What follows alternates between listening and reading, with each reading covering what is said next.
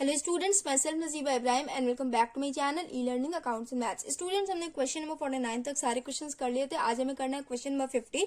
Prepare a cash flow statement from the following information given below. Cash flow statement हमें बनाना है।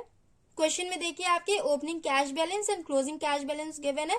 Increase in trade receivables, increase in trade payables, loss on sale of machinery, purchase of building, issue of shares, preliminary expense incurred and return of net profit for the year. ये सारे points given है, इन्हीं से हमें cash flow statement prepare करना। Okay, बहुत ही easy question है students. चलिए सबसे पहले हम ऑपरेटिंग एक्टिविटी से कैश फ्लो कैलकुलेट करते हैं ना, तो यहां लिखेंगे पॉइंट ए,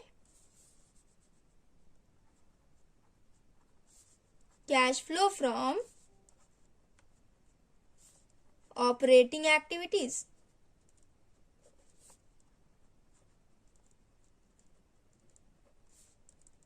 इसमें सबसे पहले नेट प्रॉफिट बिफोर टैक्स की एंट्री होती है।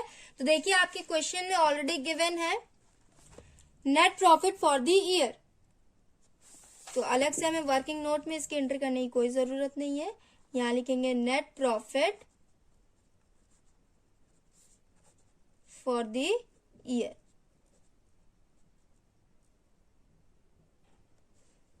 $55,000। इसके बाद नॉन कैश आइटम्स का हम एडजस्टमेंट्स करते हैं ना, तो यहां लिखेंगे adjustments of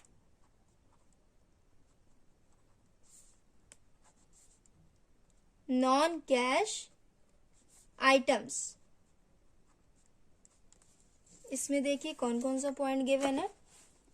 opening and closing cash balance तो कैश इक्विवेलेंट्स में आता है। Trade receivable and trade payable current asset and current liability में आएगा। लॉस ऑन सेल की एंट्री होती है ना, ये नॉन कैश में आता है। तो यहाँ देखिए मशीन का बुक वैल्यू था 80,000, कंपनी ने 60,000 में बेच दिया, तो यहाँ पे कितने का लॉस हुआ कंपनी को? 20,000 का ना। तो यहाँ लिखेंगे एड लॉस ऑन सेल। 20,000 का लॉस हुआ, तो यहाँ लिखेंगे 20,000। हो गया। इसके बाद देखिए परचेज ऑफ बिल्डिंग इन्वेस्टिंग में जाता है। Issue of equity share financing में जाता है। प्रिलिमिनरी एक्सपेंसेस स्टूडेंट्स ये फाइनेंसिंग में भी जाता है एंड नॉन कैश में भी आता है। एक्सपेंस हो रहा है ना कंपनी को, तो ये देखिए 10,000 है, तो यहां लिखेंगे एड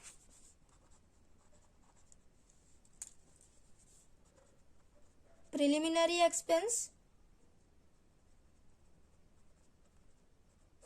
स्टूडेंट्स प्रिलिमिनरी एक्सपेंस क्या होता है?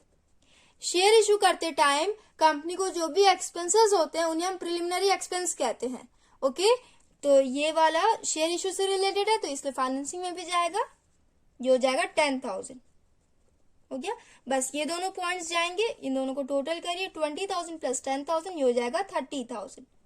55,000 प्लस 30,000 ये हो जाएगा 85,000। इसके बाद ये आ गया आपका ऑपरेटिंग प्रॉफिट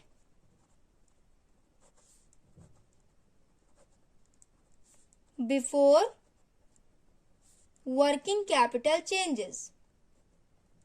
इसके बाद current asset and current liability का ट्रीटमेंट होता है ना, तो यहां देखिए आपके क्वेश्चन में ऑलरेडी गिवन है कि ट्रेड रिसीवेबल का वैल्यू इंक्रीज हुआ है, तो एसेट का वैल्यू इंक्रीज हुआ है कितने से? 1,50,000 से। तो एसेट का वैल्यू इंक्रीज होता है तो उसे हम लेस करते हैं, यहां लिखेंगे लेस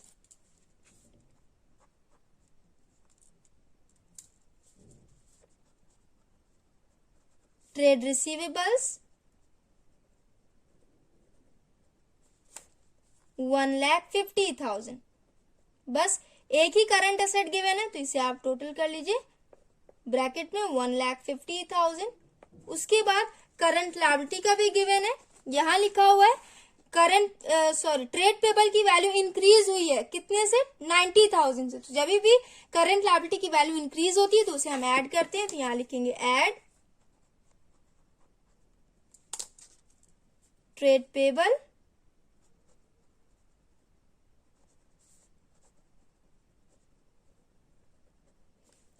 $90,000। ये भी बस एक ही गिवन है, तो इसे भी आप टोटल कर लें।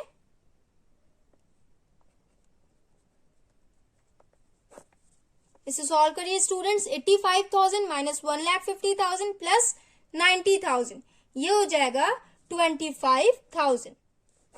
इनकम टैक्स पेड गिवन है नहीं तो हम लेस करेंगे नहीं इसमें, यहां लिखेंगे cash flow from operating activities. उसके बाद इन्वेस्टिंग एक्टिविटी से कैश फ्लो कैलकुलेट करते हैं ना, तो यहां लिखेंगे point B, cash flow from investing activities. इसमें देखिए purchase and sale of fixed asset की एंट्री होती है ना, तो यहाँ क्वेश्चन में देखिए यहाँ लिखा हुआ है परचेज ऑफ बिल्डिंग, 3 लाख का बिल्डिंग कंपनी ने परचेज किया, तो यहाँ लिखेंगे परचेज ऑफ बिल्डिंग,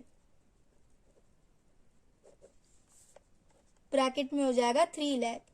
उसके बाद आपके क्वेश्चन में सेल भी हुआ है, यहाँ लिखा हुआ है loss on sale of machinery, company ने मशीन बेचा है तो कंपनी को लॉस हुआ है, तो कंपनी ने कितने में मशीन बेचा है, सोल्ड फॉर 60,000, 60,000 में कंपनी ने मशीन बेचा है, तो यहाँ पे लिखेंगे सेल्स ऑफ मशीनरी,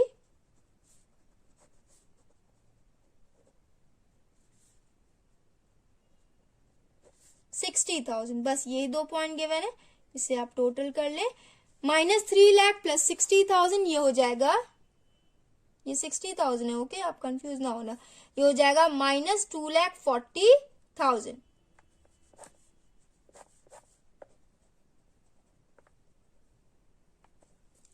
यहां होगा cash used in investing activities.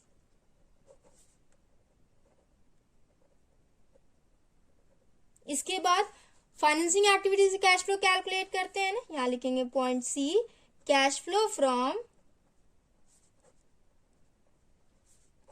Financing activities. इसमें इश्यू ऑफ शेयर्स की एंट्री होती है, इश्यू ऑफ इक्विटी शेयर्स जाता है फाइनेंसिंग में, तो यहां लिखेंगे इश्यू ऑफ इक्विटी शेयर्स, कितना दिया हुआ है, 2 लाख। उसके बाद स्टूडेंट्स प्रिलिमिनरी एक्सपेंस की भी एंट्री करेंगे ना,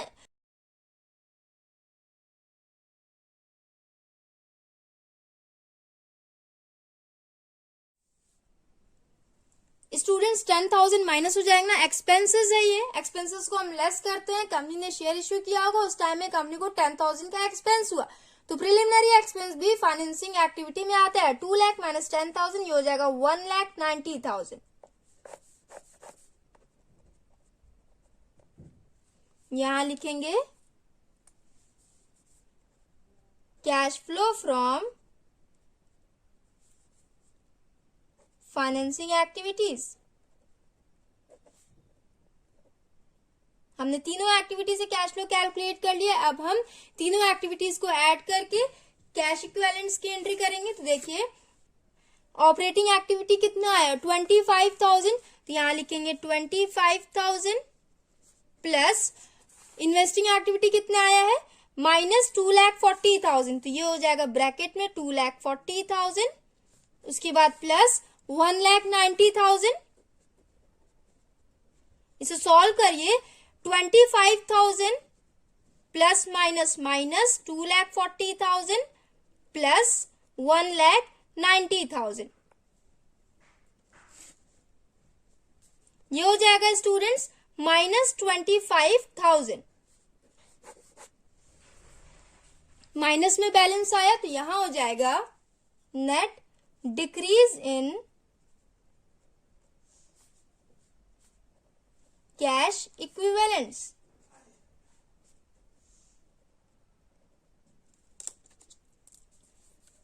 ब्रैकेट में हो जाएगा 25,000। इसमें हम ओपनिंग बैलेंस को ऐड करते हैं ना, तो यहां देखिए कैश बैलेंस का ओपनिंग बैलेंस कितना दिया हुआ है, 60,000, तो यहां लिखेंगे ऐड ओपनिंग कैश बैलेंस,